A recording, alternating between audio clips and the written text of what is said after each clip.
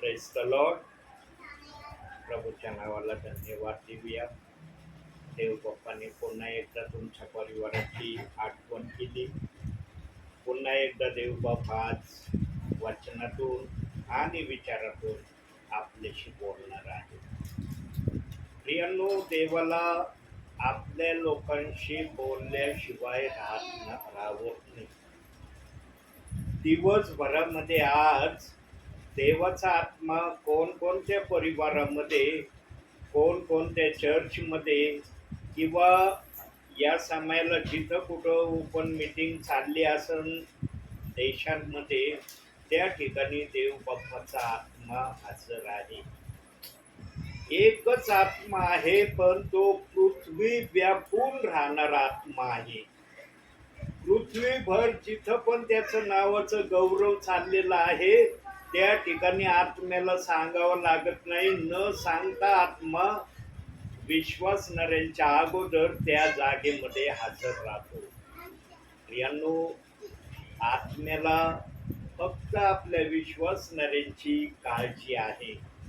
विश्वासणारे माझ्या नावामध्ये मजबूत कसे होतील, विश्वासणारे माझ्या योजनेप्रमाणे कसे चालतील आणि विश्वासणाऱ्यांच्याद्वारे मी कसा संतोष पावेल, या गोष्टीकडे पवित्र आत्म्याचं लक्ष लागलेलं आहे. आणि पवित्र आत्मा जे पण बोलतो, जे पण करतो, त्याच्या माग त्याचा फार मोठा उद्देश आणि हेतू आहे. आशीर्वादाने विश्वासणारे सेवक भरावे, याशिवाय दुसरा पवित्र आत्म्याचा काहीच हेतू आणि उद्देश नाही. म्हणून तो आत्मा जर या दासाच्या द्वारे या परिवारात आलेला आहे, तर त्या आत्म्याचं स्वागत आपण प्रार्थनेने करूया. सुरुवातीची प्रार्थना कोण करेल?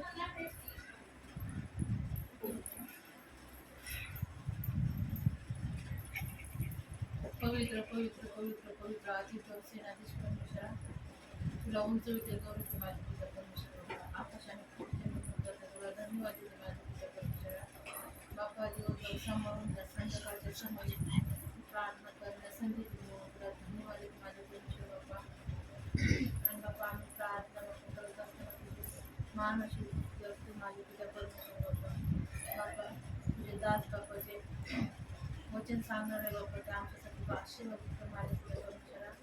आणि त्या वचनाप्रमाणे चालण्यास वागण्यास सहाय्य मार्गदर्शन कर माझ्या पिता परमेश्वर बाप्पा. बाप्पा, इथून पुढचा वेळ समय मी तुझ्या हाती देते. की लहान नंबर प्रार्थना ख्रिस्च्या नावात की म्हणून ऐकू द्या. आमेन. प्रियांनो, देवाने बायबलमध्ये ना काही गोष्टी अशा ठेवल्या आहेत ना, की त्या गोष्टीवर देव बाप्पाचं अति प्रेम असलेल्याचं प्रमाण आम्ही जेव्हा जेव्हा त्या वाचतो ना, तेव्हा तेव्हा आमच्या निदर्शनास येतं. आमच्या येशू ख्रिस्ताला पण एका बाजूला राहणं फार आवडतं, आणि त्या बाजूचं वर्णन बायबलमध्ये वेगवेगळ्या प्रकारे निरनिराळ्या ठिकाणी त्याचं वर्णन आलेलं आहे. वधस्तंभावरचा उजवीकडचा जो चोर आहे तो वाचला गेला. आमचा प्रभू येशू देवाच्या उजवे बाजूला आहे. तसं दावीद पण आपल्या पत्रामध्ये किंवा आपल्या पुस्तकामध्ये म्हणतो की मी माझ्या प्रभूला नेहमी उजवीकडे असलेलं पाहिलेलं आहे. तर बघूया, आज आपण त्याच संदर्भाचं वचन आहे आणि याच वचनातून देव बाप्पा आज आपल्याशी कशा कशा प्रकारे बोलतोय, काय काय गोष्टी प्रकट करण्याची देवाची इच्छा आहे, ते आपण वचनात जाऊन पाहूया. काढूया प्रेषितांची कृत्य, 2रा अध्याय 25वं वचन. प्रेषितांची कृत्य 2रा अध्याय 25वं वचन. दावीद त्याच्याविषयी असे म्हणतो, मी परमेश्वराला आपणा पुढे नित्य पाहिले आहे. मी डळू नये म्हणून तो माझ्या उजवीकडे आहे. बघा, या ठिकाणी दावीद सुद्धा वर्णन करतो की मी माझ्या तारणाऱ्याला माझ्या उजव्या हस्ते तो आहे हे नित्य पाहतो. त्यांनो देवाला नित्य पाहणं इतकं सोपं नाहीये. देव पण सहजासहजी कुणाला नित्य दिसत नाही. ज्यांना दिसतो ना त्यांच्या जीवनातून तो कार्य केल्याशिवाय राहत नाही. दावीद सुरुवातीलाच बोलत आहे वचनामध्ये, मी प्रभूला आपल्या पुढे नित्य पाहिले आहे. काय अनुभवाचं वाक्य आहे. काय या वाक्यामध्ये देव बाप्पाचं गौरव दावीद राजा करत आहे. आम्हाला म्हणता येतं का हर्षाने, जल्लोषाने, उत्साहाने की मी माझ्या प्रभूला नित्य माझ्या डोळ्यासमोर पाहत आहे. जे शब्द आलेले आहेत ते शब्द तर आमच्या मुखातही नाही आले कधी. आठवतही नाही आम्हाला की हे शब्द आम्ही उच्चारले म्हणून. प्रभू बरोबर मी आहे हे आपण मान्य करतो, पण प्रभू माझ्या समोर नित्य आहे असं मी पाहतो. हे शब्द, हे उद्गार आमच्या मुखातून सहसा निघत नाही. प्रियांनो, या शब्दाला आपल्या मुखामध्ये येण्यासाठी ना प्रभूच्या योजनेप्रमाणे आपल्या जीवनाला वळण लावणं गरजेचं आहे. आपल्या भावी जीवनामध्ये प्रभूचा आदर सन्मान कृतीने नित्य करणं गरजेचं आहे. जेव्हा आम्ही प्रभूला आपल्या जीवनामध्ये उंच स्थानावर घेऊन जाण्याचा सतत प्रयत्न करू, त्या वेळेला आमच्या मुखातही दाविदासारखे हे शब्द येऊ शकतात.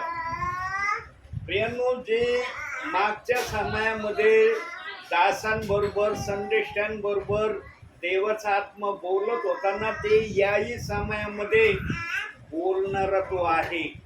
पण सहसा संदेष्टाच्या माध्यमातून बोलण्याचं देवाच्या आत्म्याने थांबवलेलं आहे.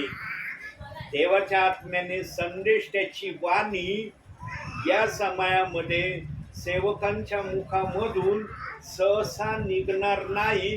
याला कुठंतरी ब्रेक लावलेला आहे. आणि हे ब्रेक लावलेलं वचन बायबलमध्ये देव बाप्पाने आमच्या माहितीसाठी ठेवलं पण आहे. बघूया आपण ते कुठं दिलंय वचन. लोककृत शुभवर्तमान 16वा अध्याय 16वं वचन.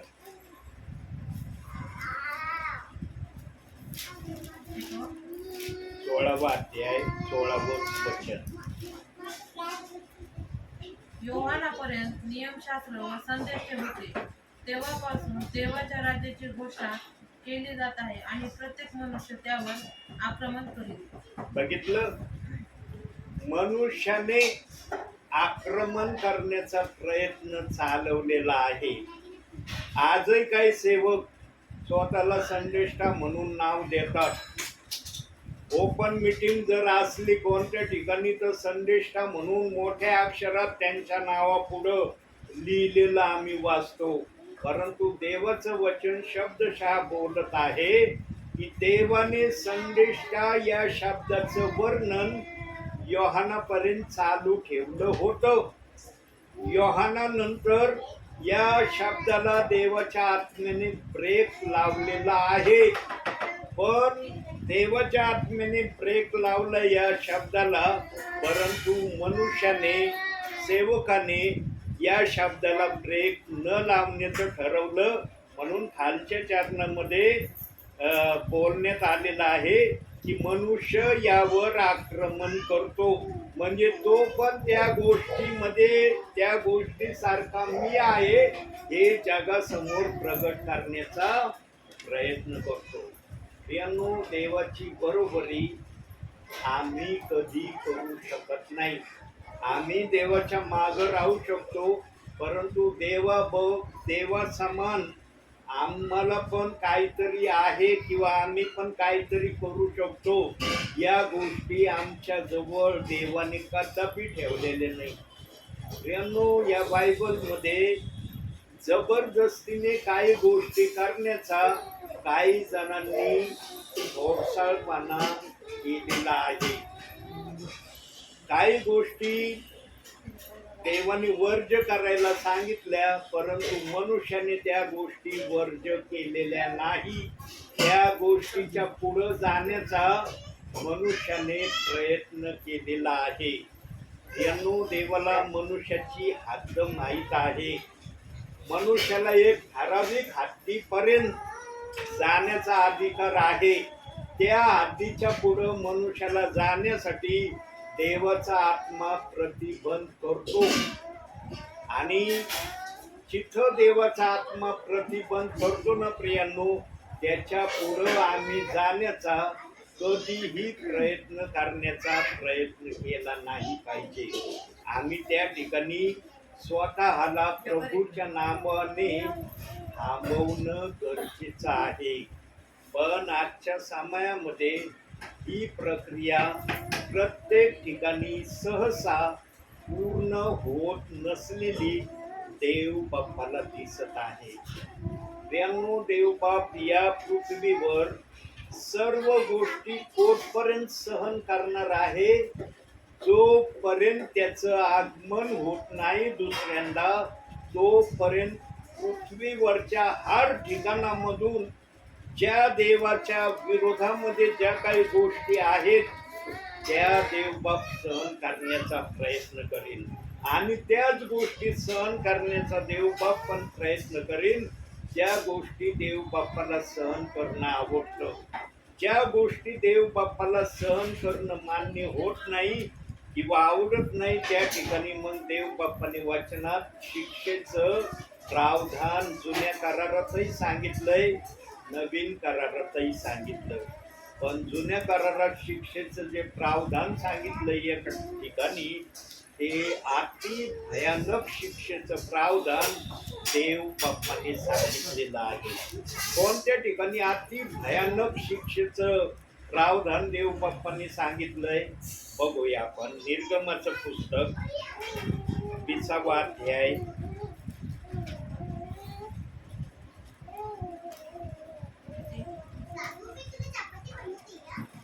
4-5 वचन बघा. आपल्यासाठी कोरीव मूर्ती करू नको. वर आकाशातील, खाली पृथ्वीवरील व पृथ्वी खालच्या जलातील कशाचीही प्रतिमा करू नको. त्याच्या पाया पडू नको किंवा त्याची सेवा करू नको. कारण मी तुझा देव परमेश्वर ईर्ष्यवान देव आहे, जे माझा द्वेष करीतात त्यांच्या मुलांना 3-4 पिढीपर्यंत वडिलांच्या अन्यायाबद्दल शासन करेल. बघा, वडिलांच्या पापामुळं, वडिलांच्या अन्यायामुळं 3-4 पिढीपर्यंत देव बाप बदला घेण्याची इच्छा मनामध्ये ठेवतो. बायबलमध्ये ही सर्वात मोठी शिक्षा देवाने मनुष्याकरता राखून ठेवलेली आहे. पण जुन्या करारातली जी शिक्षा आहे, त्या शिक्षेला येशू ख्रिस्ताने नवीन करारामध्ये अतिशय शिथिलतेमध्ये आणलेलं आहे. कसं आणलेलं आहे बघूया ते पण. इब्रिकराचं पत्र 12वा अध्याय 6वं वचन. इब्रिकराचं पत्र 6वा अध्याय 12वं वचन. 12वा अध्याय 6वं वचन. कारण ज्यावर परमेश्वर प्रीती करतो त्याला तो शिक्षा करतो, आणि ज्या पुत्रांना तो स्वीकारतो त्या प्रत्येकाला फटके मारतो. फक्त येशू ख्रिस्ताने नवीन करारामध्ये फटके मारण्याचा शब्द वापरला. फटके मारायचा शब्द वापरला म्हणजे ऍक्च्युली हातामध्ये लाकूड घेऊन तो आम्हाला मारतो असं नाही. हे फटके नाही म्हणत येशू ख्रिस्त. जीवनामध्ये चढ उतार येणं, अडचणी येणं, झुरणं, एकमेकाचा आनंद पाहून मनामध्ये आपल्या जीवाला तळमळविणं, या गोष्टीला फटके हा शब्द येशू ख्रिस्ताच्या नजरेमध्ये आहे. विभिन्न तऱ्हेने आम्ही जगामध्ये असताना त्रासलेले किंवा आम्ही चांगल्या गोष्टीला झुरत असलेले किंवा आम्हाला ज्या गोष्टीची आवश्यकता आहे, ज्या आम्हाला खरोखर पाहिजे आहेत, पण कधी कधी आम्हाला त्या भेटत नाही, या सर्व गोष्टी त्या फटके मारण्यामध्ये येतात. किंवा मग आजारी पडणं हे सुद्धा फटके मारण्यामध्येच येतं प्रियांनो. नवीन करारामध्ये येशू ख्रिस्ताने पाप करणाऱ्यांसाठी या शिक्षेचं प्रावधान ठेवलं, परंतु जुन्या करारामध्ये आई वडिलांनी जे पाप केले त्या पापाचा बदला तिसऱ्या चौथ्या पिढीपर्यंत देवाने घ्यायचं ठरवलं.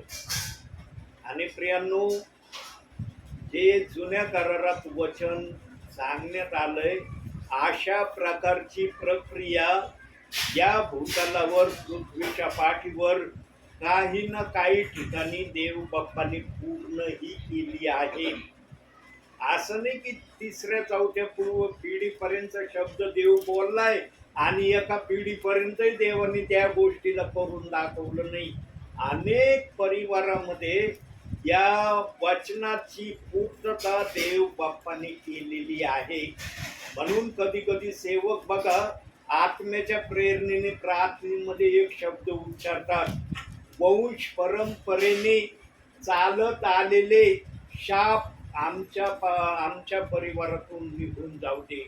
कारण देव बाप्पाने ज्या गोष्टीला सांगितलं आहे त्या गोष्टी आमच्या परिवारातून जावं म्हणून सेवक प्रार्थना करतात. पण काही जण सैतानाला या गोष्टीमध्ये आणण्याचा प्रयत्न करतात. सैतान कधी तिसऱ्या चौथ्या पिढीपर्यंत कोणत्याही विश्वासणाऱ्याला त्रास द्यायला समर्थ नाही.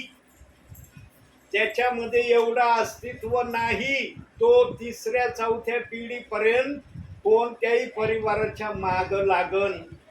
फक्त प्रभूला या गोष्टीची मान्यता आहे, या गोष्टीचा अधिकार आहे.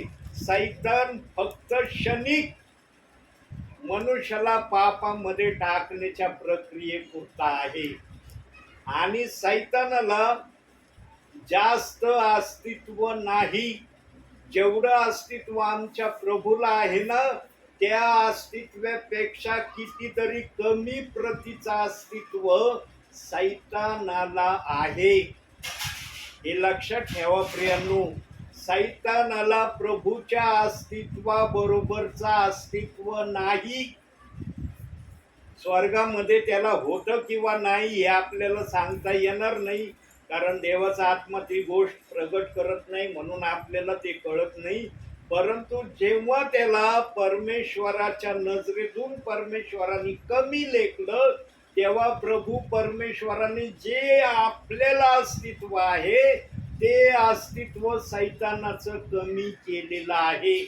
आता किती देव बाप्पाने त्याचं अस्तित्व कमी केलंय हे शब्दशः जर फोडून पवित्र आत्मा सांगत नाही तर आपल्या बुद्धीने आपल्याला पण सांगता येणार नाही की किती अस्तित्व सैतानाचं प्रभूंनी कमी केलंय. पण सैतान हा प्रभूपेक्षा खालच्या पातळीचा आहे हे मात्र निश्चित आहे. पण एस्केलाच्या पुस्तकामध्ये आम्हाला 28व्या अध्यायामध्ये दिसतं की सैतान त्या अध्यायात बोलत आहे की मी आपलं आसन प्रभूच्या आसनापेक्षा उंच करीन. त्याने मनामध्ये योजना केली की मी आसन माझं प्रभूच्या आसनापेक्षा उंच करीन, पण प्रभूने ते आसन त्याचं तितकं उंच होऊ दिलं नाही. ते उंच होण्याच्या अगोदरच देव बाप्पाने त्याला खालची पातळी दाखवली की तुझी जागा कुठं आहे, तू कुठं राहण्याच्या योग्यतेचा आहे हे प्रभूने त्याला एस्केलाच्या 28व्या अध्यायामध्ये सांगितलेलं आहे. प्रियांनो, त्याला एक आणखी एक वचन बघूया आपण. यशायाचं पुस्तक 14वा अध्याय 12वं वचन बघा बरं. यशाया 14वा अध्याय 12वं वचन. हे दिदीप्यमान ताऱ्या, प्रभात पुत्रा, तू आकाशातून कसा पडलास? राष्ट्रांस लोळविणाऱ्या तुला धुळीत कसे टाकले? बघितलं. एचकेलाच्या पुस्तकामध्ये तो उंच जाण्याच्या प्रक्रियेमध्ये होता. आता एचकेलाचं पुस्तक पुढं आहे आणि यशाचं पुस्तक मागं आहे. बघा आता जेव्हा आम्ही बायबलचा अभ्यास करतो किंवा बायबल वाचन करतो तेव्हा आम्हाला एचकेलामध्ये जर तो शब्द दिसतो आणि त्या शब्दाचा विपरीत शब्द जर खालच्या पाठीमागच्या पुस्तकात येतो म्हणजे आम्ही दुविधात करतो की अरे हे वचन तर एचकेलाच्या पुढं असायला पाहिजे, एचकेलाच्या मागं का हे वचन आहे. त्याचं पण प्रावधान देव बाप्पांनी वाचनातून आमच्या समाधानासाठी प्रगट केलंय. कसं केलं बघूया. याला पण आपण यशायाचंच पुस्तक 28वा अध्याय 9वं वचन.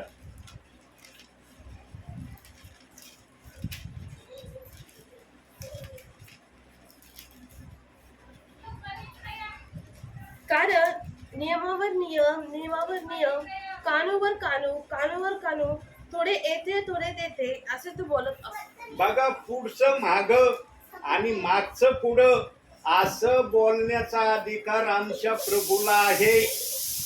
आमच्या प्रभूला कोणत्याही गोष्टीचं बंधन नाही प्रियांनो. बंधन विरहित फक्त आमचा प्रभू आहे, बाकी सर्व जणांना बंधन आहे. सैतानाचं नाव प्रभूच्या डिक्शनरी मधून कट आहे. प्रभू कधी सैतानाची आठवणही करत नाही प्रियांनो. आमच्या प्रभूला सैतानाचा इतका टिटकार आलेला आहे. म्हणून हे दैदिप्यमान ताऱ्या, तू कसा वरून खाली मातीत पडला, धुळीस पडला, या शब्दाने सैतानाची जागा आमच्या प्रभूने दाखवून दिलेली आहे. आमचा प्रभू कधीच सैतानाची आठवण करत नाही प्रियांनो. अख्ख्या बायबल मध्ये कुठंच देव बाप असं वचनातून म्हटला नाही. हा सैतानाविषयी काही सावधानतेचे इशारे देव बाप्पाने आम्हाला कळविले आहेत. त्यातला एक इशारा बघूया आपण. 1 पेत्र 5वा अध्याय 8वं वचन. ठराविक सैतानाच्या काही गोष्टी आपण बघू. शब्द त्या सगळ्यांना 5वा अध्याय 8वं वचन. सावध असा, जागे राहा. तुमचा शत्रू सैतान हा गर्जणाऱ्या सिंहासारखा कोणाला गिळावे हे शोधित फिरतो. आणखी एक वचन बघूया सैतानाच्या संदर्भामध्ये. एफिसकराचं पत्र 5वा अध्याय 11वं वचन बघा. 7वा अध्याय 11वं वचन. इफिसाचे अंकल. एफिसकराचं पत्र 5वा अध्याय 11वं वचन. अंधाराच्या निष्फळ कर्माचे भागीदार होऊ नका, तर उलट त्यांचा निषेध करा. हे दिलंय का? 10वं वचन वाचा. 5:10 ना. प्रभूला काय संतोषकारक आहे हे पारखून घेत जा. हे दिलंय का?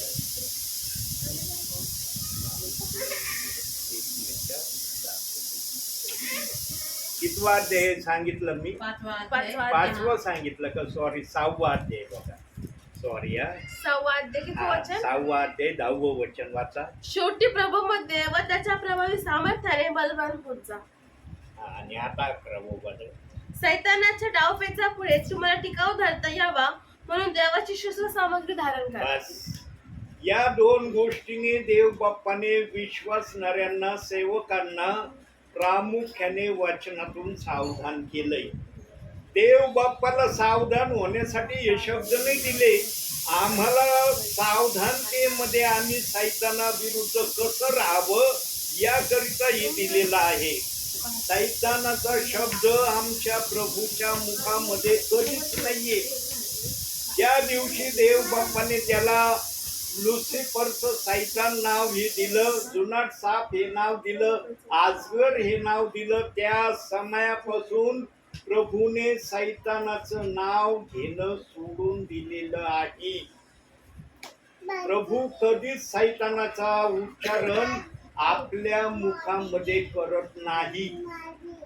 पण आजच्या समयामध्ये आम्ही पाहतो ज्या ज्या ठिकाणी प्रार्थना चालते, हाऊस प्रेयर असू द्या, चर्च मध्ये असू द्या, ओपन मीटिंग मध्ये असू द्या, प्रत्येक ठिकाणी सैतानाचा पहिला शब्द उच्चारण आम्ही ऐकतो की सैतानाच्या सगळ्या गोष्टींना नासुरी येशू ख्रिस्ताच्या नावाने आम्ही बांधून टाकतो किंवा भस्म करतो किंवा घालवून देतो. जसं पण मुखात शब्द येईल तो शब्द आम्ही या 3 ठिकाणच्या प्रकारामध्ये ऐकल्याशिवाय राहत नाही. यांनो, शक्यतो आम्ही प्रार्थनेमध्ये जेव्हा आमचे डोळे बंद असतात तेव्हा आम्ही आत्म्यामध्ये देवाशी बोलत असतो किंवा देवाचा आत्मा आमच्याशी बोलत असतो. आणि देवाच्या आत्म्याला ना सैतानाचं नाव घेणं पसंत नाही. देवाचा आत्मा सैतानाचं नाव घेणं पसंत करत नाही. त्याला देवाचं नाव घेणं आवडत, त्याला सैतानाचं नाव घेणं आवडत नाही. म्हणून प्रियांनो, आमच्या प्रार्थनेमध्ये पण शक्य होईल तितकं आम्ही सैतानाचं नाव न घेण्याचा जास्तीत जास्त प्रयत्न केला पाहिजे. आम्ही जर आत्म्याने सेवा करतो ना प्रियांनो, आत्मा कधीच सैतानाला त्याच्या शब्दामध्ये जागा देत नाही. आत्म्याला सैतानाला जागा देणं मान्य नाही. देवाच्या आत्म्याला कळतं जिथं माझी स्तुती आराधना भक्ती चालणार आहे तिथं मला माझ्या विश्वासणाऱ्यांना एकाग्रतेने प्रभूच्या वचनात राहण्यासाठी मला काय करण्याची गरज आहे. प्रभूला सगळ्या गोष्टी समजतात प्रियांनो, पण आमचा तेवढा विश्वास मजबूत नसल्यामुळं आम्ही प्रभूला प्रथम म्हणतो सैतानाच्या सगळ्या गोष्टी प्रभू तू बांधून टाक. प्रभूने ऑलरेडी प्रार्थनेचं आयोजन होण्याच्या वेळेसच सैतानाच्या सगळ्या गोष्टींना बांधलेलं आहे, नेस्तनाबूत केलेलं आहे. म्हणून देव बाप्पाचा आत्मा वचनामध्ये प्रामुख्याने एका गोष्टीविषयी बोललेला आहे. आणि लक्षात ठेवा, बायबलचं वचन एका ठिकाणी जर कोणत्या गोष्टीला भाकीत करतं ना, याचा अर्थ असा घेऊ नका की तिथं ती गोष्ट बोलली म्हणजे तेवढ्याच वचनाकरता किंवा तेवढ्याच गोष्टी करता ते वचन आहे, हे कधीच मनामध्ये आणू नका. म्हणून मागील संदेशामध्ये मी सांगितलं होतं की देवाला जर वाटलं ना तर तो एका वचनातून 1,00,000 वेळेस बोलायला समर्थ आहे. प्रियांनो, देवाच्या आत्म्याला कोणतीही गोष्ट करणं असंभव, अशक्य नाही. तो काहीही करण्यास समर्थ आहे. तर बघूया तो शब्द काय आहे. मत्ती शुभवर्तमान 13वा अध्याय 58 वचन.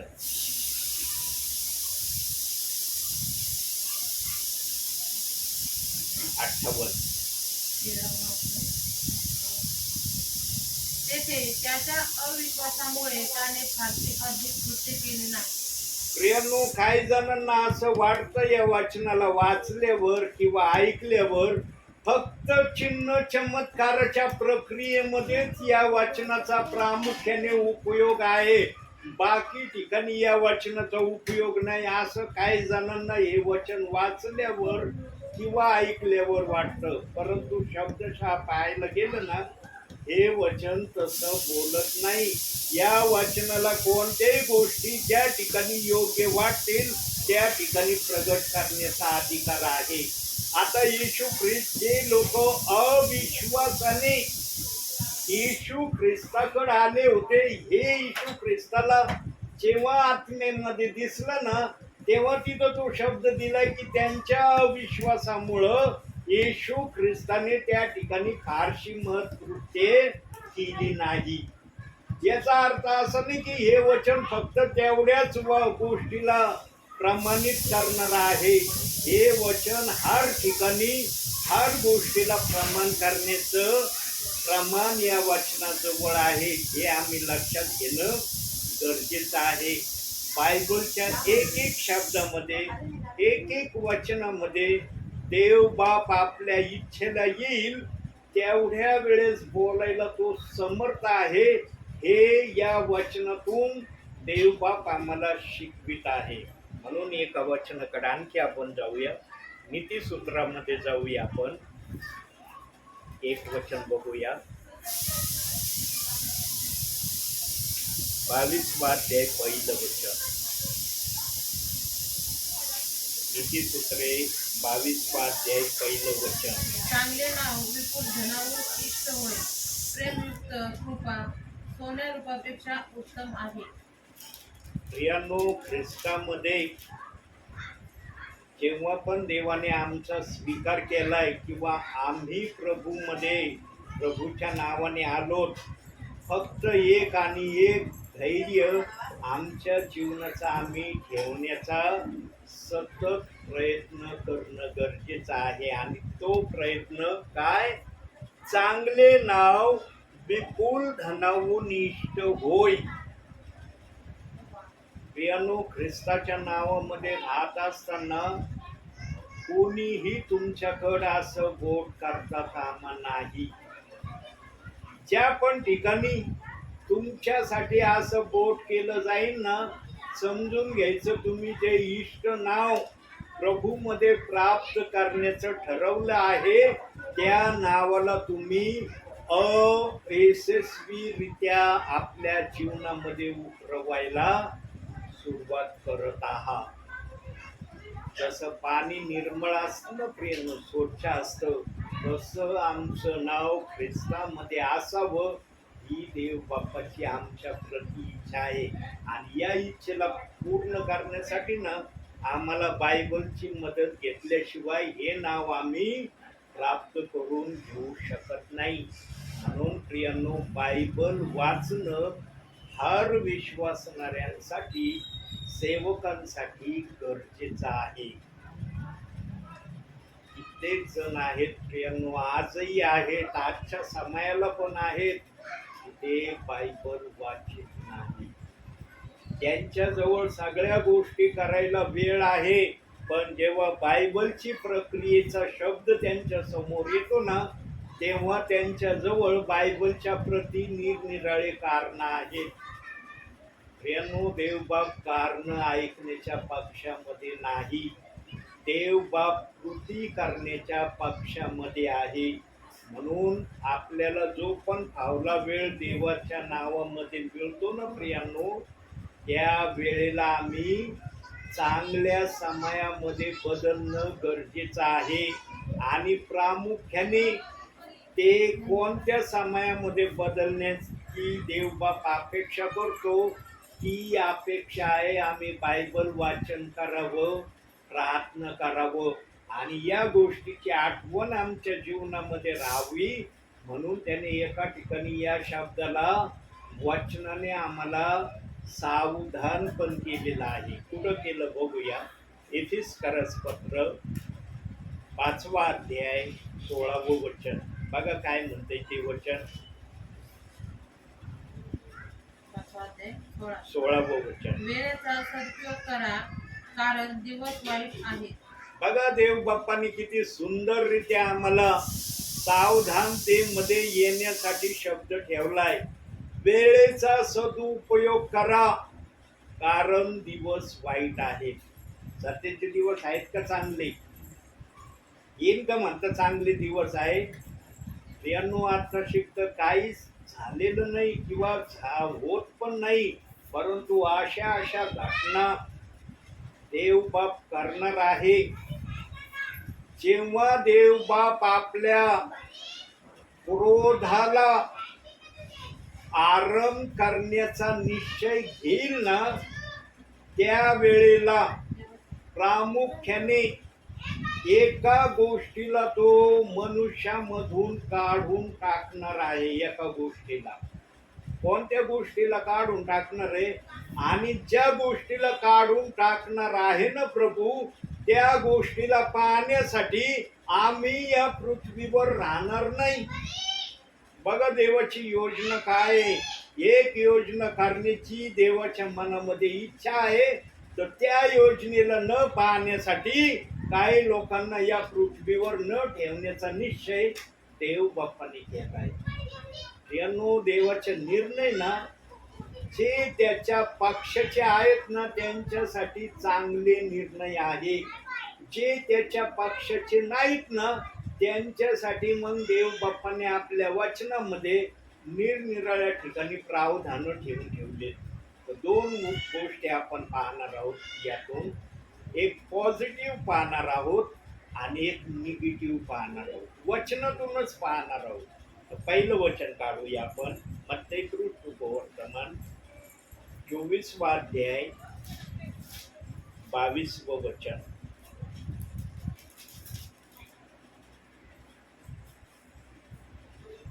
आणि ते दिवस कमी केले नसते तर कोणाही मनुष्याचा निभाव लागला नसता, परंतु निवडलेल्यांसाठी ते कमी केले जातील. हे पॉझिटिव्ह वचन आहे विश्वासणाऱ्यांसाठी. जे निवडलेले प्रभू म्हणतो ना, आता कोण निवडलेले आहे कोण नाही हे मला माहित नाही, पण देवाला खात्रीपूर्वक माहित आहे कोण निवडलेले आहे त्यांच्यासाठी हे पॉझिटिव्ह आहे. आता निगेटिव्ह बघूया आपण. आता बघा एक ठिकाणी पॉझिटिव्ह शब्द देवाने ठेवलाय तर दुसरीकडे निगेटिव्ह कसं आहे प्रगटीकरणामध्ये जाऊया. 9वा अध्याय 6वं वचन.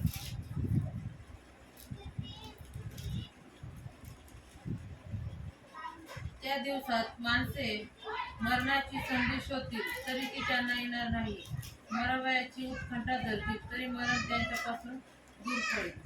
जेव्हा देव बाप आपला क्रोध या पृथ्वीवर प्रगट करण्याच्या ईर्षेने उतरणार आहे, त्यावेळेस तो मरणाला पूर्णपणे मनुष्यातून काढून टाकणार आहे.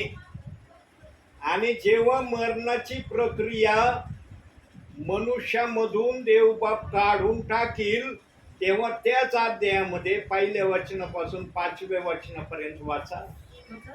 तोच अध्याय 9वा अध्याय 1 पासून 5 पर्यंत. 5व्या देवदूताने कर्णा वाजविला, तेव्हा एक तारा आकाशातून पृथ्वीवर पडलेला मला दिसला. त्याच्या जवळ अथांग डोहाची किल्ली देण्यात आली. त्याने अथांग डोह उघडला, तेव्हा त्यातून मोठ्या भट्टीच्या धुरासारखा धूर बाहेर येऊन वर चढला. आणि त्या डोहातल्या धुराने सूर्य व अंतराळ ही अंधकारमय झाली. त्या धुरातून टोळ निघून पृथ्वीवर उतरले.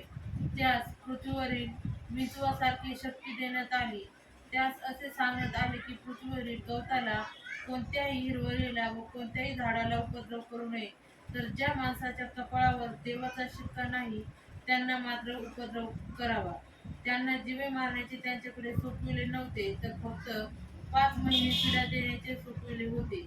त्यापासून होणारी पीडा विंचू माणसाला नांगे मारतो तेव्हा त्याला होणाऱ्या पीडेसारखी होती. बघा प्रियांनो, पीडा मनुष्याला होणार पण मरण येणार नाही. आणि जी पीडा मनुष्याला त्या समयात होईल ना प्रियांनो, ती पीडा मरणापेक्षाही भयानक पीडा आहे बर का. ती पीडा साधारण समजू नका. आज आपल्याला विंचू डंक मारतो तर आपल्याला समजतं, पण देव बाप्पा आपल्यावर कृपा करतो की त्या विंचाचा जास्त त्रास आपल्याला होऊ देत नाही. पण त्या समयामध्ये देवानेच मनुष्यावर क्रोध प्रगट करण्याचं ठरवलेलं आहे. त्यामुळं विंचाचा तो डंक मनुष्यासाठी इतका घातक आणि इतका भयानक होणार आहे की 5 महिने त्यांना एक सारखी पीडा त्याची होणार.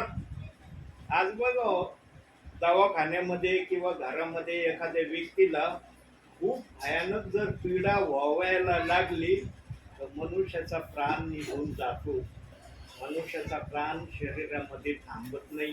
पण त्या समयामध्ये भयानक पीडा त्यांना होतील पण त्यांचा प्राण शरीरातून निघून जाणार नाही. इथं झाली पहिली पीडा. आणखी दुसरी पीडा बघूया. प्रगटीकरणच 16वा अध्याय 21वे वचन. बघा इथं कोणती पीडा आहे. 16:21 होते ना? हो, सुमारे 1 मन वजनाच्या मोठ्या गारा आकाशातून माणसावर पडल्या. तेव्हा गाराच्या पीडेमुळे लोकांनी देवाची निंदा केली, कारण त्या गाराची पीडा अति भयंकर होती. बघितलं प्रियांनो, एक मनाची म्हणजे 40 किलोची एक गार आकाशातून खाली उतरणार आहे. आतापर्यंत आम्ही एक मनाची गार आकाशातून खाली उतरली अशी पाहिलेली नाही प्रियांनो. आठवतही नाही किती आली म्हणून. पण देव बाप त्याच्या क्रोधाच्या समयामध्ये 40 किलोची एक एक गार आकाशातून मनुष्याच्या अंगावर पाडणार आहे. पण ती गार मनुष्याच्या अंगावर पाडल्यावर ना मनुष्याचा हाड मोडणार, ना मनुष्याच्या शरीराला कुठली इजा होणार, पण त्याला वेदना जाणवणार. त्या पिढेची किंवा त्या गारेचा जो फटका आहे त्याचे त्रास त्यांच्या जीवाला झाल्याशिवाय राहणार नाही. आणि त्या गारेने कोणीही मरणार नाही. एकही जण मरणार नाही, कारण देवबाप मरणाला पूर्णपणे घालवून देणार आहे. म्हणून त्या समयामध्ये, जेव्हा पिढीच्या समयामध्ये जे लोक असतील ना, ते लोक देवाकडे विनंती करणार आहे, आम्हाला मरण दे, आम्हाला जागायचं नाही. पण देव त्या समयात कुणाला मरण देणार नाही. यानो पाप करणं साधं नाहीये. देव बाप्पाने, येशू ख्रिस्ताने आपल्या शुभ वर्तमानामध्ये वेळोवेळी ज्यांना ज्यांना बरं केलं त्यांना फक्त पापाची सूचना का दिली? पापा व्यतिरिक्त दुसऱ्या सूचना का नाही दिल्या त्यांना? कारण आमच्या देव बाप्पाला पापाशिवाय दुसरं काहीच आवडत नाही. पाप आमच्या देव बाप्पाला मुळीच आवडत नाही. पापाचा धिक्कार करणारा आमचा प्रभू आहे. म्हणून जे जे लोक बरे झाले त्यांना येशू ख्रिस्ताने विनंती करून सांगितलं, यापुढे तुम्ही पाप करू नका. करताल तर पहिल्यापेक्षा तुमचा अधिक वाईट झाल्याशिवाय राहणार नाही. आणि शुभवर्तमानामध्ये सांगितलेलं आहे की ज्यांनी ज्यांनी ऐकलं नाही त्यांच्यावर कशा कशा प्रकारच्या गोष्टी देव बाप्पाने आणल्या. तर त्यातला एक महत्वाचा दाखला आपण बघूया, काढूया. त्यासाठी मत्तेकृत शुभवर्तमान काढा, 12वा अध्याय काढा. एक दाखला बघूया आपण.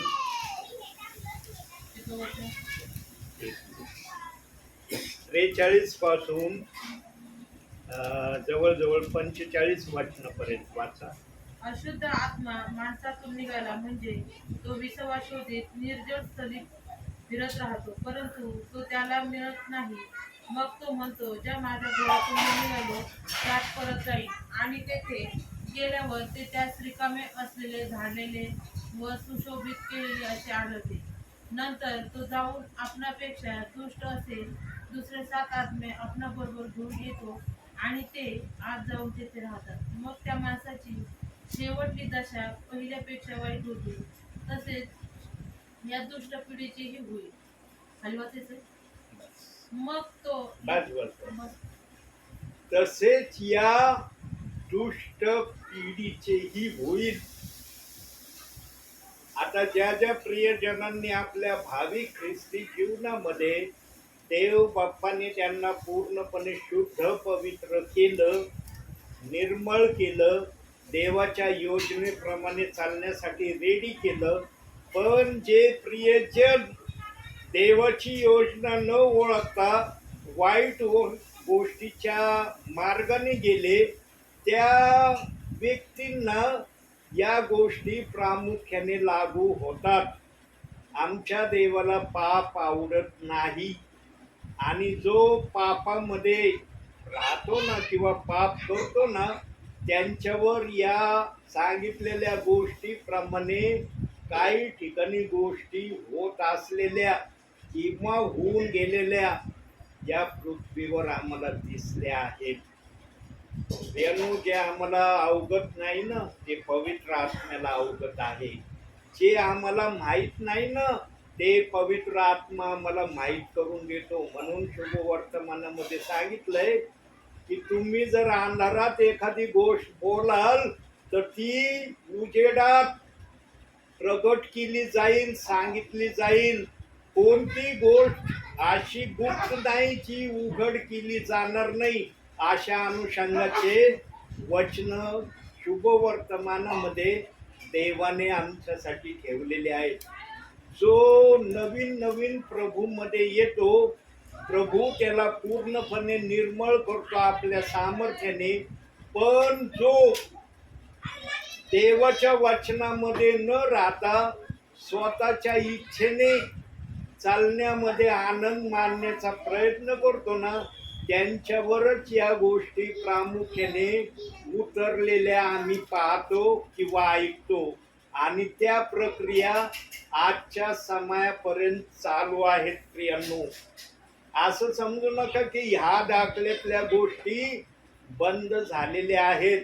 पण ज्यांच्यावर या प्रक्रिया येतात ना प्रियांनो, त्यांना बाहेर निघण्याचा देखील देव बाप्पाने एक रस्ता ठेवलेला आहे. कसा रस्ता ठेवलेला आहे तो?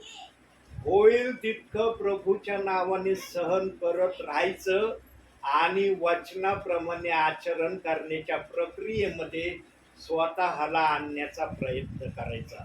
या दोन गोष्टी जर आम्ही एखाद्यावर जर हा पेच प्रसंग या दाखल्याप्रमाणे उतरला तर त्यांचं या संकटातून बाहेर निघण्याचा एवढाच एक पर्यायी रस्ता आहे. याच्याशिवाय दुसरा पर्यायी रस्ता कोणताच नाहीये प्रियांनो. म्हणून ज्याची जशी आत्मिक स्थिती आहे ना, त्या आत्मिक स्थितीवरून आम्हाला समजतं की हे प्रभूमध्ये किती बलशाली आहेत किंवा हे प्रभूमध्ये किती बलशाली नाहीत. जो वचनामध्ये असतो ना, तोच या पृथ्वीवर बलशाली आहे. त्यालाच प्रभूच्या नावाने सर्व काही करण्याचा अधिकार देव बाप्पाने दिलाय. आणि जे 9 कृपादान देव बाप्पाने आमच्यासाठी करंतीकाराच्या 12व्या अध्यायामध्ये सांगितलेले आहेत, त्या 9 कृपादानापैकी एखादं तरी कृपादान जो वचनाप्रमाणे चालण्याच्या प्रक्रियेमध्ये स्वतःला ठेवण्याचा प्रयत्न करतो, त्यांना देवबाप दिल्याशिवाय राहत नाही. मी तुम्हाला मागील संदेशामध्ये सांगितलं होतं ना प्रियांनो, मी कधीच माझ्या जीवनामध्ये मी प्रभूचा सेवक होईल म्हणून मी खात्रीच मनामध्ये ठेवली नव्हती. का ठेवली नव्हती माहिती प्रियांनो? प्रभूच्या संदेशामध्ये पवित्र आत्मा खोटं बोलण्याची मान्यता देत नाही बरं का. किती बलशाली असला, किती खोटं लपवणारा मध्ये तरबेज असलेला व्यक्ती सुद्धा जेव्हा पवित्र आत्म्याच्या सानिध्यामध्ये असतो ना, पवित्र आत्मा त्याला कबूल करण्याची प्रक्रिया देतो. कबूल कर, हे मान्य कर, सांग तर तू माझा आवडता आहे. तू लपवून ठेवशील, तू माझ्या पसंतीस उतरलेला नाही. प्रियांनो, मी माझ्या जीवनाचा जो हेतून उद्देश लग्नानंतर मी जास्तीत जास्त बनवण्याचा काय प्रयत्न केला होता माहिती? प्रियांनो, लग्नानंतर जास्तीत जास्त मी सुखी होण्याच्या प्रावधानामध्ये स्वतःला जास्त ठेवण्याचा प्रयत्न केला. आणि जेव्हा शारीरिकरित्या सुखी राहण्याच्या प्रावधानामध्ये मी जाण्याचा प्रयत्न केला ना प्रियांनो, तेव्हा माझ्या जीवनातून बायबल ज्या प्रकारे मी पूर्वी वाचत होतो ना, तसं बायबल वाचन माझ्या जीवनात राहिलं नाही. बायबल मी वाचायचो, वाचल्याशिवाय राहत नव्हतो. पण लग्ना अगोदरचं बायबल वाचन आणि लग्नानंतरचं बायबल वाचन याच्यामध्ये मला फार मोठा फरक स्वतःला अनुभवला. लग्नाच्या अगोदर फ्रेश मनाने वाचन करायचो, पण लग्नानंतर संसार प्रपंचाच्या चिंतेने जेव्हा मी बायबल वाचायचो माझ्या डोक्यात संसाराच्याच गोष्टीची चिंता असायची. बायबल तर वाचायचो मी, पण डोक्यात विचार वेगळे असायचे. अशा अनुषंगाचं प्रत्येक वेळेला मी माझ्या जीवनामध्ये अनुभव घेतला. जे मला अनुभव आलं, जे मला कळलंय तेच मी आपल्याला सांगत आहे. आणि म्हणून प्रियांनो, या गोष्टीमुळं ही गोष्ट माझ्या निदर्शनात जेव्हा आली तेव्हा मी ठरवलं की मी कधीच देवाचा सेवक होण्याच्या योग्यतेचा नाही, मी कधीच देवाचा सेवक होऊ शकत नाही, अशी मी माझ्या मनाची तयारी केली. प्रियांनो, कोणालाही कोणाच्या मनातलं, अंतःकरणातलं, आत्म्यातलं जर कळत नाही हे मी मान्य करतो, पण देवाला आत्म्यातलं, हृदयातलं, मनातलं सर्व काही कळतं. आणि मी प्रत्येक वेळेला कधी कधी तर बोललो पण मी प्रार्थनेमध्ये, देवा मी कधीच तुझा सेवक होऊ शकत नाही, मी सेवक होण्याच्या पात्रतेचा राहिलेलो नाही, अशापर्यंतचे शब्द मी प्रार्थनेमध्ये उतरले. पण देवाची माझ्यावर दया होती. 2 वचन दाखवेन मी त्याच्यासाठी. पहिलं वचन, पहिले करंतीकर 15वा अध्याय 58 वचन. म्हणून माझ्या प्रिय बंधूंनो, प्रभूमध्ये तुमचे श्रम व्यर्थ नाही हे तुम्ही जाणून आहात.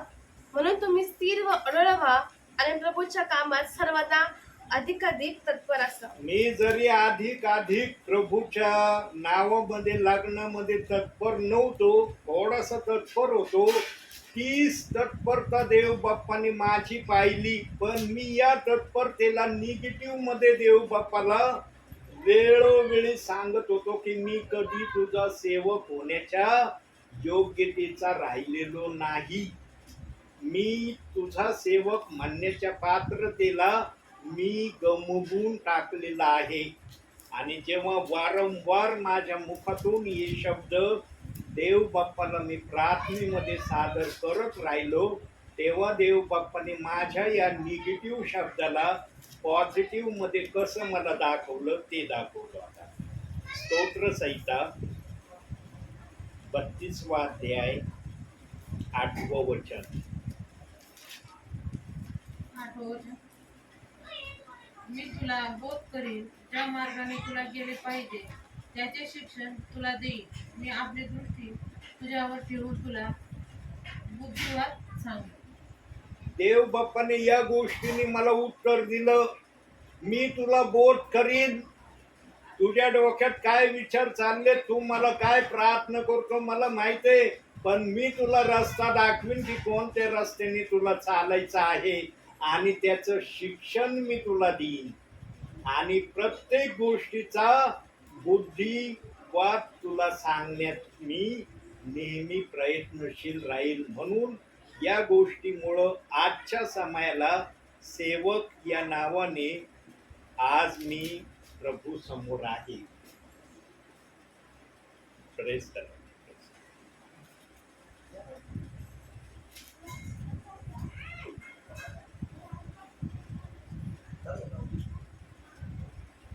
चला ये ना.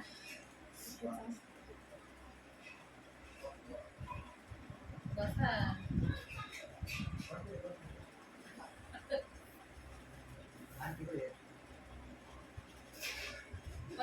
बेडरूम मध्ये. जेव्हा देवाने माझं निगेटिव्ह बोलणं ऐकत राहिलं, देवाला निगेटिव्ह बोलणं माझं नापसंत जेव्हा वाटायला लागलं, तेव्हा देवाने मला हे वचन दाखवलं.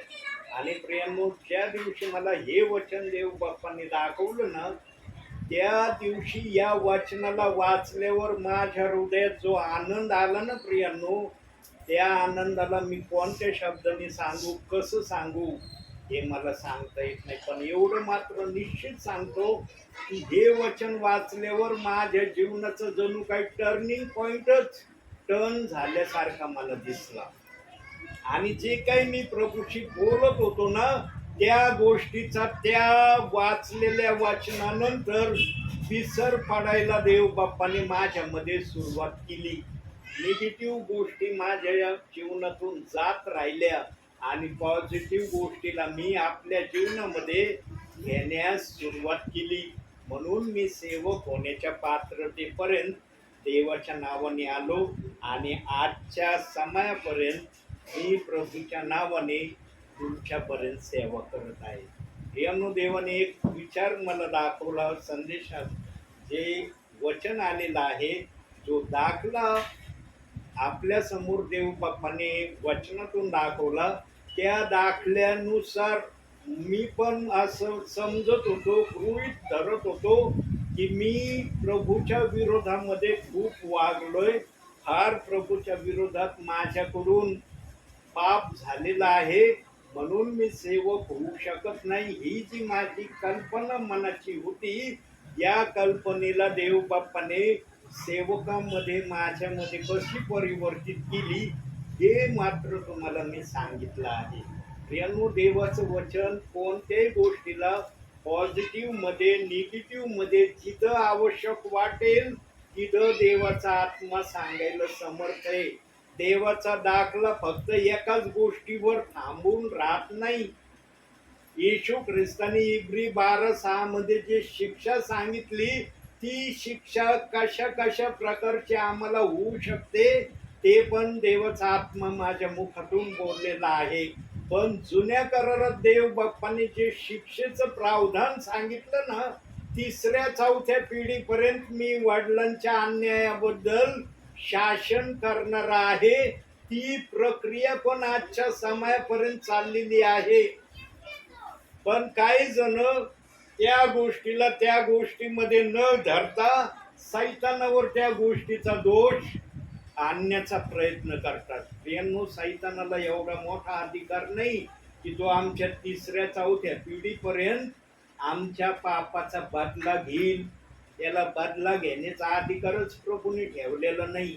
तो फक्त मनुष्याला पाप करण्याच्या प्रक्रियेमध्ये प्रोत्साहित करू शकतो, मोह दाखवू शकतो, हे कर तुझं असं होईल. एदेन बागेतही काय झालं, तू फळ खा, तू परमेश्वर होशील. मोह दाखवला म्हणून त्यांनी ते फळ खाल्लं. तो जर म्हणला असता तुम्ही हे फळ खाल्ल्यावर तुम्ही शब्दशः देवाने तुम्हाला कसं बनवलंय, तुमची कशी स्थिती आहे ते तुम्हाला दिसन, खाल्लं असतं का फळ? त्यांनी म्हणले असते नको आम्हाला ती स्थिती नाही बघायची, जी स्थिती तुला दिसते आमची आमची जी पण स्थिती प्रभूने ठेवली त्याच्यामध्ये आम्ही आनंदी आहे, पण तू सांगण्यावरून फळ आम्ही खाणार नाही.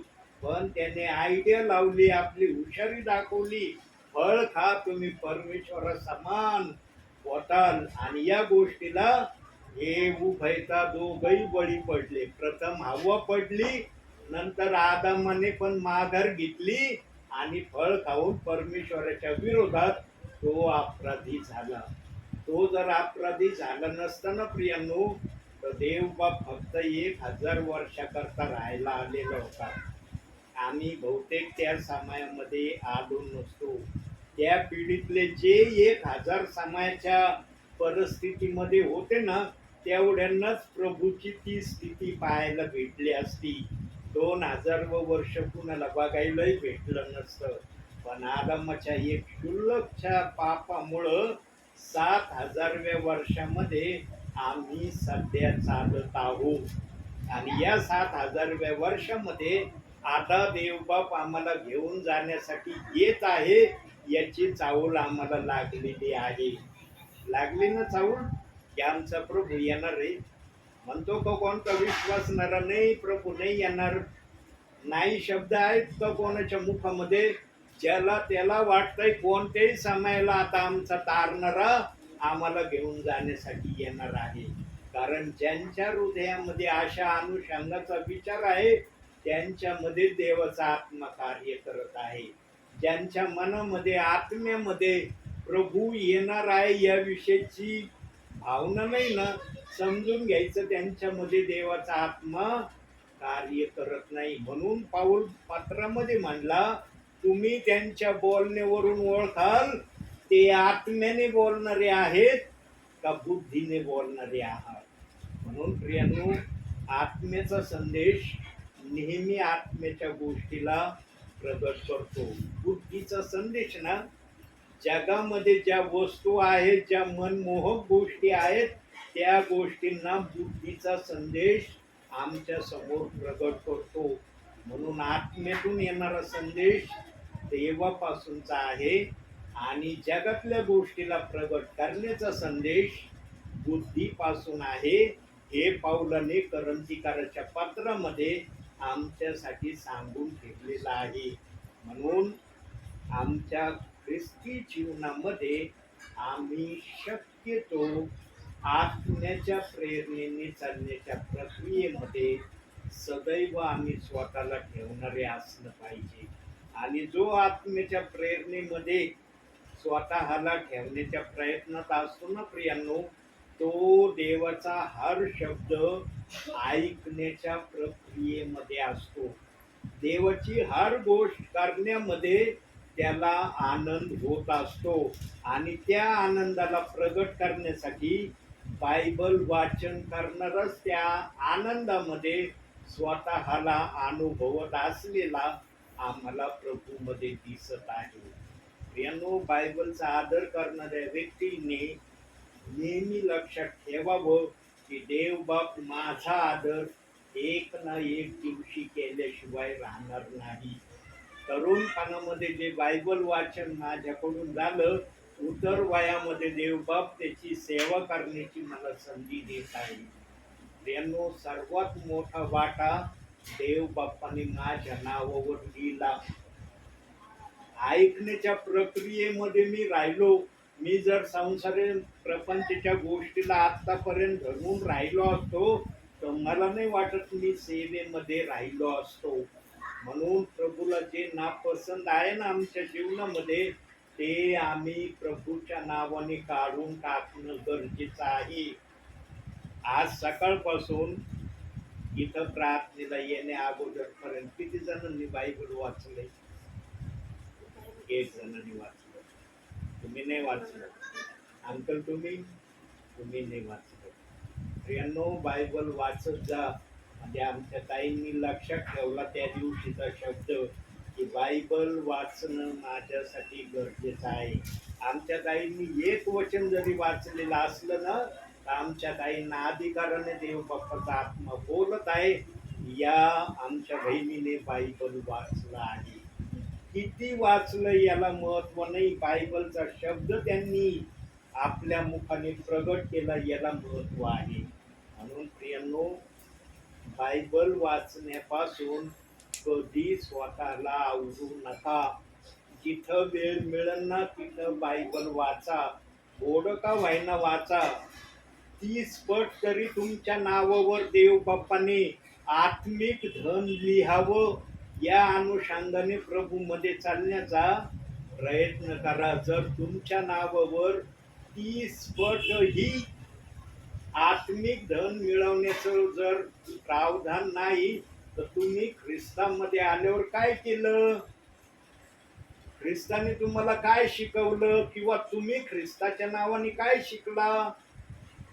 प्रियांनो, देवबाप कधी कोणाला रिकामं ठेवण्याच्या प्रक्रियेमध्ये नाही. देवबाप म्हणतो, माझ्या विश्वासणाऱ्याला मी 30 पट का व्हायना देण्याची माझी तयारी आहे. फक्त विश्वासणाऱ्याची तयारी ते करण्यामध्ये असणं गरजेचं आहे आणि त्या असण्याला पूर्ण करण्यासाठी ऐकण्याची प्रक्रिया ख्रिस्ती व्यक्तीच्या जीवनात असणं गरजेचं आहे. काही जण ऐकतात, करत नाही. काही जण ऐकतच नाही, मग करण्याचा प्रश्न त्यांच्यासाठी उरतच नाही. पण जे ऐकतात ना, ते करण्याच्या प्रावधानामध्ये दिसत नाही. आणि लक्षात ठेवा, पवित्र आत्मा कधीच घाबरत बोलत नाही. तो अधिकार वाणीने बोलणार आहे. मागच्या समयात प्रभूचा आत्मा ज्या अधिकारवाणीने बोललं ना, त्या अधिकारवाणीची वाणी फक्त या काहींना त्या समयात कळली. म्हणून आज देव बाप्पाने पुन्हा उच्चारण केलं.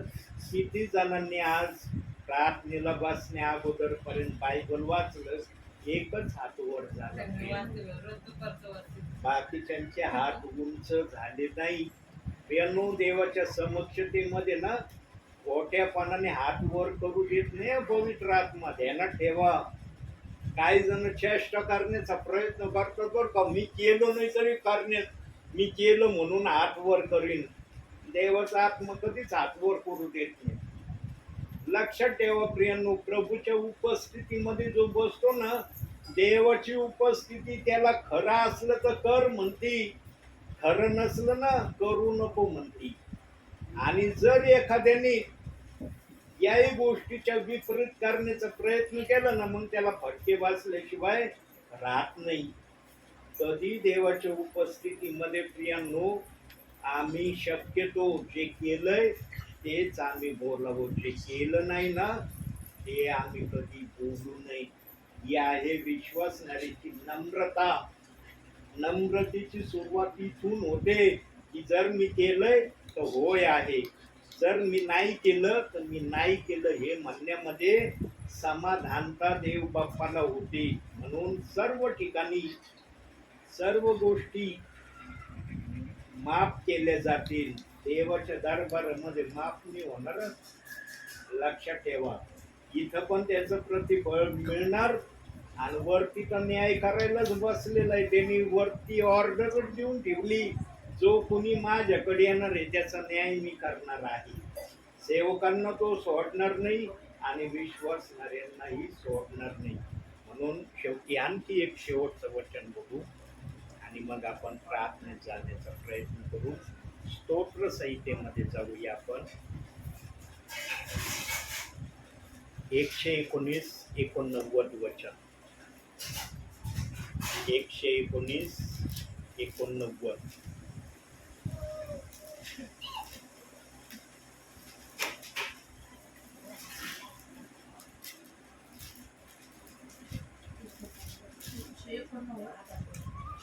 एकशे 19-89.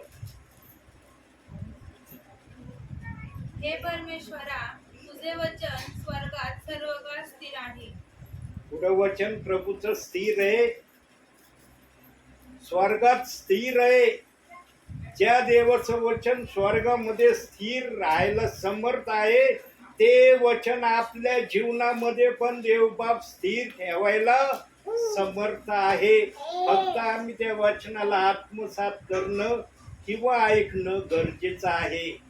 ऐकलं तर त्या प्रक्रियेमध्ये उतरणं गरजेचं आहे. जर या गोष्टीने आम्ही वचनाचा आमच्या जीवनामध्ये आदर ठेवणं प्रियांनो, आमच्या भावी शारीरिक जीवनामध्ये चालत असताना देवबाप कधीच आम्हाला आत्मिक आशीर्वादापासून दूर ठेवणार नाही.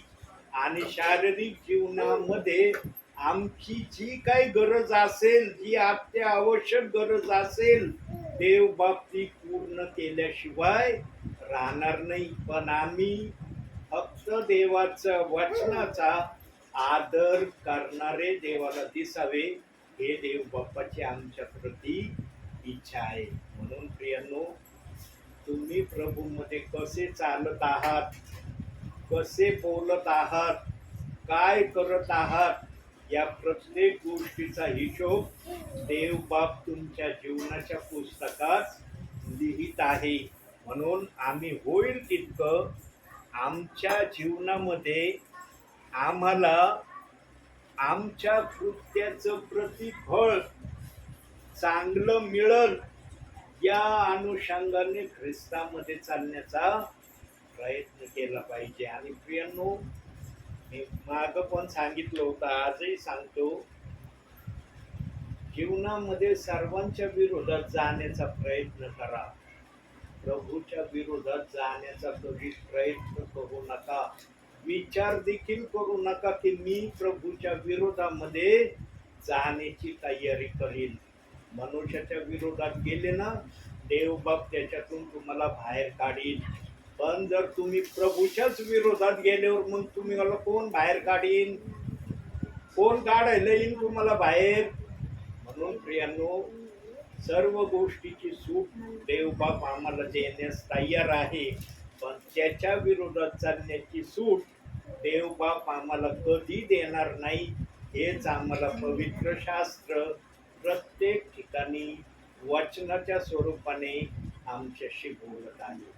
डोळे बंद करण्या अगोदर एक वचन वाचायचं, डोळे बंद करायचे. मी त्या वचनाचं स्पष्टीकरण करणार नाही. काढू हे शेवटचं वचन. नीतिसूत्रामध्ये जाऊ, 13वा अध्याय 21वं वचन. वचन वाचायचं, डोळे बंद करायचे. 13 ते 21. हो.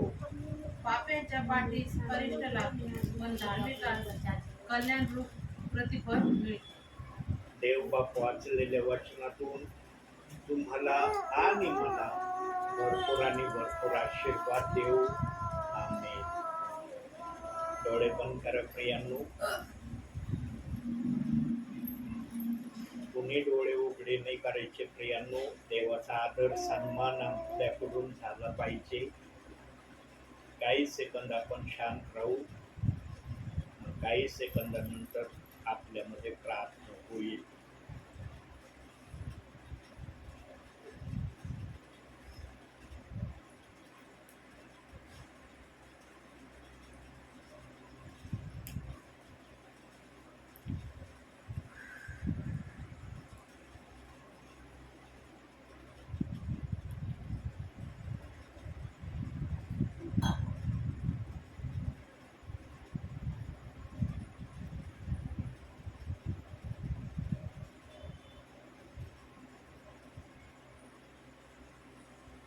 आपल्यामध्ये मोनाताई आहे, सर्व गोष्टींसाठी शेवटची प्रार्थना करतील. आपण प्रार्थना करू. पवित्र पवित्र पवित्र पवित्र पवित्र आहे आमच्या आकाश आणि पृथ्वी निर्माण करते माझ्या महान प्रभू परमेश्वरा. दया प्रथम तादर उंचाविते, तुला गौरविते, तुला मान महिमा आदर देते माझ्या बाप्पा. प्रभू प्रार्थना करते, आज सुनाचा दिवस दाखवलास प्रभू, आज दिवसभर सांभाळस आणि या सायंकाळच्या समय परमेश्वरा तू तुला दासला घेऊन आलास माझ्या बाप्पा. सुंदरचं वचन परमेश्वरा त्यांनी पेरले प्रभू. प्रभू परमेश्वरा त्यांना तू विशेष प्रकारे आश्रयित कर परमेश्वरा. झालेला संदेश दे बाप्पा, तू आश्रयित कर परमेश्वरा. तो संदेश नुसता आम्ही ऐकता कामा नये परमेश्वरा, तर त्याप्रमाणे आम्ही वागावं, बोलावं आणि शिकावं. कारण की तू बोलतोस की मार्ग सत्य व जीवन मीच आहे. हो परमेश्वरा, तूच खरा व आमचा मार्ग दाखवणारा देव बापा आहे परमेश्वरा. आम्हाला कसल्याही वाईट मार्गावर जाऊ नको देऊ, तर तुझ्या सत्य मार्गावर चालण्यास प्रभू परमेश्वरा तू आम्हाला शिकवू दे बाप्पा. इथे बसला दे बाबा, प्रत्येकाला तू आशीर्वादित कर दे बाप्पा. स्पेशली प्रार्थना करते तुझ्या दाससाठी परमेश्वरा, त्यांना तू विशेष प्रकारे आशीर्वादित कर प्रभू परमेश्वरा. तुझी सेवा करत असणार प्रभू, त्यांना आणखी ज्ञान बुद्धी प्रदान कर माझ्या ईश्वर बाप्पा. प्रभू त्यांच्याबरोबर हात जा दे बाप्पा. सर्व काही वाईट गोष्टीपासून, सैतानी हल्ल्यापासून त्यांचा बचाव कर माझ्या देव बाप्पा.